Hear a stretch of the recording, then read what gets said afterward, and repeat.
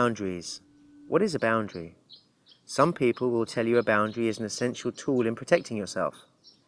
Other people will tell you a boundary is something we use to keep us from looking at something that would be constructive to look at.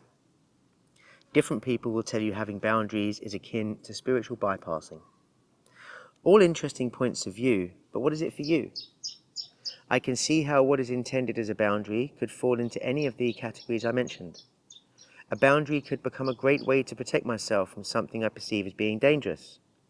A boundary could be a great way for me to justify not looking at an area of life which requires my attention.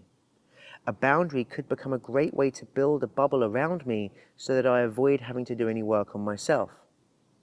So, if a boundary can be all of these things, how do we know if our boundaries are beneficial or not? Well, a well-established boundary is like the cabin of an aeroplane. At first glance, it may look like it's stopping us from walking beyond it and onto the clouds. But when we look a little closer, we can see that the cabin of the aeroplane is what is keeping us in the air. Without it, we would not be flying. A poorly established boundary, by comparison, is like wearing cement boots. We feel heavier with them, as though we could be experiencing so much more without it. However, with it being so common for us to fear our own magnificence, we can often feel safer with the concrete boots on, when they're stopping us from running as fast as we possibly could and experiencing all that life has to give. Some people get quite familiar with their concrete boots. Now, there exist some boundaries which we have not chosen for ourselves, and these can feel even more ingrained and even more like just the way it is. Maybe it's a boundary we saw from parents or caregivers when we were younger. Maybe it was given to us as part of our educational process.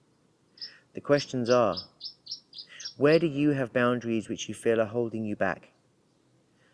Were these boundaries chosen for you or by you? Do these boundaries serve you?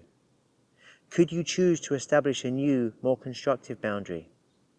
How does your life change if you do this? How does your life stagnate or even retract if you do not do this? How free are you going to be today?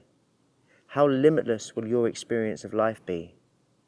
How much can you embrace the experience of experiencing?